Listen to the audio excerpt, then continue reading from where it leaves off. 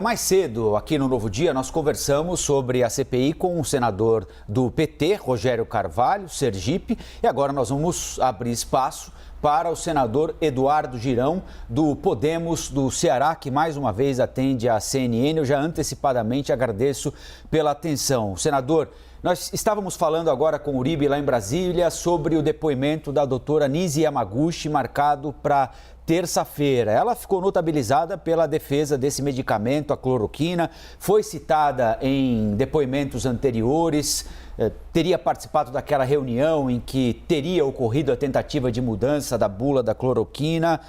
Que tipo de debate vocês esperam estabelecer na semana que vem?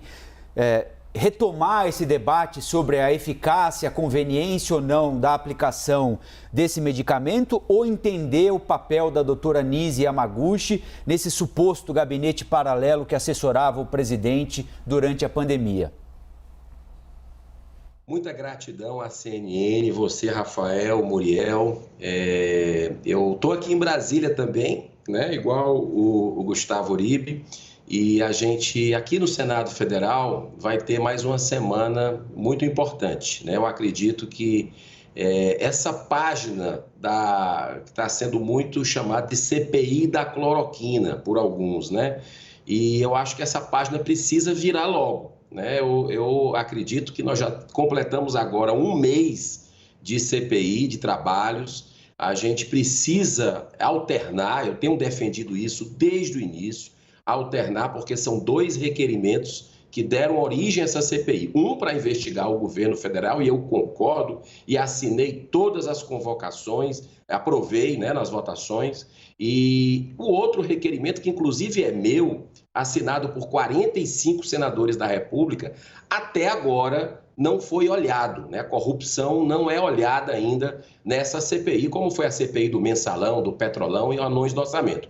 Conseguimos um avanço, que foi a convocação de governadores, mas estranhamente, naquele dia, naquela fatídica quarta-feira, nós não convocamos os prefeitos também, que foram frutos de operações da Polícia Federal, porque isso tinha sido o acordão lá do G7, e foi levado para o plenário e foi retirado isso numa reunião secreta que houve. Inclusive eu fui contra, deixei claro isso, porque eu acho que a gente precisa buscar toda a verdade. A doutora Nise tem muito a explicar para essa comissão, vai ser importante, tanto com relação àquela reunião que o doutor Barra Torres falou, né, de uma tentativa de mudança da bula da cloroquina, mas eu acredito que ela pode contribuir também para a gente esclarecer sobre o tratamento precoce, que transcende medicamentos. O tratamento precoce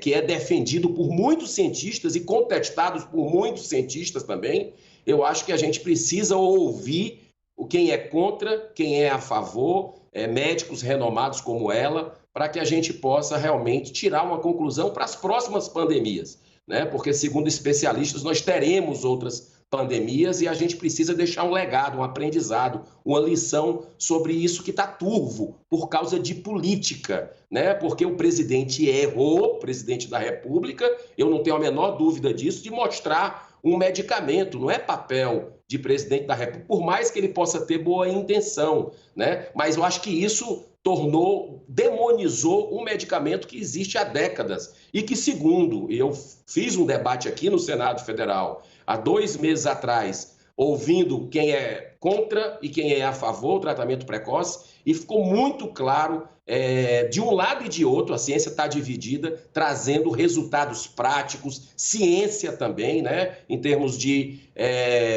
pesquisas, toda randomizadas, com meta-análise, dos dois lados. Então, a gente precisa entender por que está acontecendo essa guerra também na ciência. Senador, o senhor acha necessárias as reconvocações de Eduardo Pazuello e Marcelo Queiroga? Vamos lá, Muriel, eu acredito que sim. Inclusive o ministro Pazuello errou em ter ido por um evento, causando mais uma vez aglomeração junto com o presidente da República, sem uso de máscara. Isso não é um exemplo bom, isso faz o momento que a gente vive já de falta de diálogo, né, de muita polarização, de muita intolerância. Isso faz agravar, isso não é saudável. O momento é de a gente procurar buscar a união, né? E eu acredito que ele precisa voltar, porque ficou algo para a gente perguntar, inclusive, outras coisas a partir de novos depoimentos. Agora, eu acredito que essa CPI precisa definir as prioridades, né? O G7, que são os oposicionistas, e eu deixo muito claro, né? Você vê aqui pela minha postura de independência, né? Mas tem um grupo que é governista, tem um grupo que é oposicionista. E o G7 é de oposicionistas, né? Muito claramente isso para mim. Então, assim, eles definem a pauta. Eles dizem o que é que entra na pauta, quando é que vai entrar, como é que vai entrar. Então, assim, graças à pressão da sociedade, uma pressão pacífica, e isso é importante que se diga, foi incluído governadores, mesmo deixando ainda prefeitos e o consórcio do Nordeste de fora, Muriel, porque é importante que a gente diga que o governador Wellington Dias, do Piauí, ele está sendo convocado, foi convocado por nós, não por causa do consórcio Nordeste, como alguns colegas estão dizendo que é. Ele foi convocado porque a Polícia Federal fez uma operação no Piauí com verbas federais enviadas para aquele estado. Então, o consórcio Nordeste continua blindado aqui dentro, né? E tem aqueles escândalos lá, um deles é o dos 300 respiradores comprados da indústria da maconha, que nunca chegaram e que o dinheiro foi antecipado, quase 50 milhões de reais do povo nordestino. E a gente está querendo chamar o governador da Bahia, que era o presidente na época do consórcio Nordeste, o doutor Gabas, que é ex-ministro da Dilma, que é o diretor-geral desse consórcio Nordeste, e infelizmente a gente não está conseguindo aqui dentro. Mas eu acredito que vai chegar a hora que a gente faça, mas o Pazuello precisa vir, Queiroga precisa vir também, mas precisamos ouvir as outras partes, porque essa CPI está muito claramente parcial, só quer ver um lado da moeda. E a gente tem que ver tudo para sermos justos com o Brasil. Senador, o depoimento ontem do diretor-presidente do Instituto Butantan, Dimas Covas, guarda algumas semelhanças com o depoimento do CEO da Pfizer para a América Latina, por razões diferentes, mas resumidamente o que eles dizem é que houve em determinado momento uma dissolução de continuidade na negociação da Pfizer e do Instituto Butantan com o governo federal, e que se a negociação com a Pfizer e com o Instituto Butantan, que, repito, parou na visão deles por razões diferentes, tivesse seguido um rito mais rápido e urgente, levando em consideração que nós estávamos e continuamos em meio a uma pandemia que leva por dia, em média, a vida de 2.500 brasileiros, embora nós teríamos tido mais vacinas à disposição e mais cedo do que tivemos. Nós, mais cedo, aqui no jornal, fizemos uma conta a partir do que disseram a Pfizer, o Instituto Butantan e aquilo que nós temos à disposição hoje. Eu não me lembro exatamente do número, mas seriam cerca de 20 milhões de vacinas a mais, o equivalente à vacinação de 8,5% da nossa população. Nós já teríamos vacinado hoje 8,5% a mais de brasileiros se os acordos tivessem sido fechados lá atrás. Pelo que o senhor ouviu da Pfizer e do Butantan, o governo brasileiro agiu corretamente na compra das vacinas ou demorou demais? Vamos lá, Rafael. Muito importante essa sua pergunta, porque a gente precisa ter muita responsabilidade com a análise, com o cruzamento desses dados a partir do que ouvimos e a partir do que vamos receber de documentos, né? Eu não vou fazer aqui pré-julgamento, como outros colegas meus fazem antes de começar a CPI, dizendo quem é o culpado, quem é o inocente, porque eu vejo claramente nessa CPI um ato político, né? Algo assim que tem um palanque para 2022. Eu acho que isso é desumanidade com o povo brasileiro.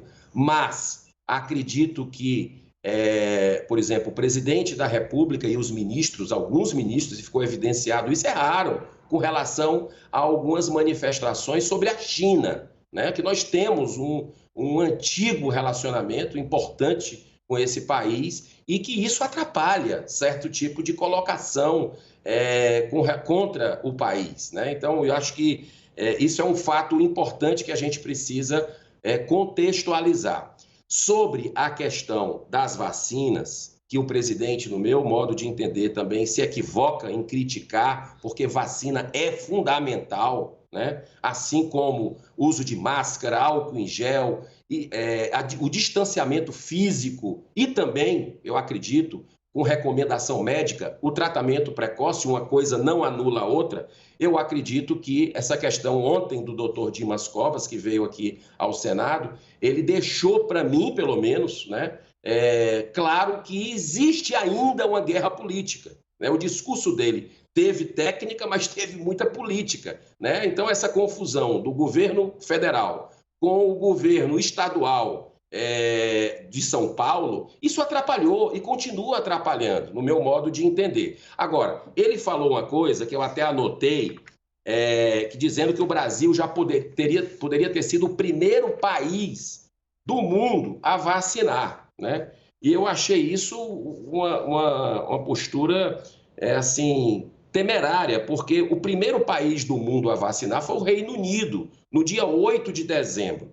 E a própria Anvisa, né, só liberou a partir do dia 17 de janeiro, a Anvisa, que é um órgão reconhecidamente técnico, ficou isso configurado aqui, inclusive, na oitiva do Dr. Antônio Barra Torres, só liberou a Coronavac no dia 17 de janeiro. Como é que ele falou ontem que o Brasil poderia ter vacinado no ano passado? Então, é a mesma coisa da Pfizer. A gente precisa ser justo, né? A mesma coisa da Pfizer. A Pfizer disse que mandou carta, que mandou tudo, ok. Mas o Brasil só pôde comprar a vacina da Pfizer e comprou com 9 dias de atraso a partir do momento que ela foi... aqui no Congresso Nacional a gente fez uma lei para que pudesse vencer as cláusulas leoninas, de alguma forma resguardar o país, porque a AGU tinha sido contra. Então, a gente precisa ter muita calma nessa hora para não fazer pré-julgamentos. Senador Eduardo Girão, obrigada pela sua participação aqui no Novo Dia. Muita paz, gratidão. Obrigado, senador.